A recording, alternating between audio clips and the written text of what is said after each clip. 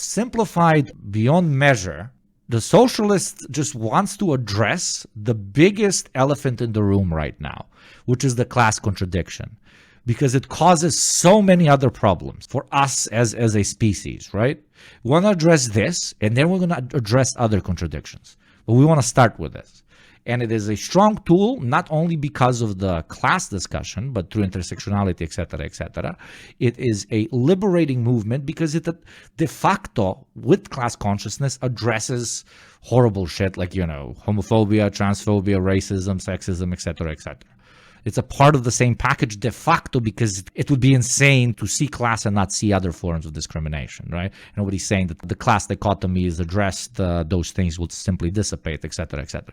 But again, put as simply as possible, we're saying the next step for human societal evolution is addressing the biggest elephant in the room, and that is class exploitation. And basically us being governed by the invisible mind of the market, which we put first and foremost, and not any other fellow human or any other human characteristic that we want to guide us. We've all sat down and agreed that this fictional fucking code of the market is supposed to be our God King. And socialists are simply saying, no, fuck that shit.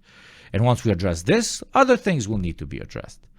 That, I cannot simplify it more as, I don't know, an introduction to socialism for your friends, your loved ones, etc., etc.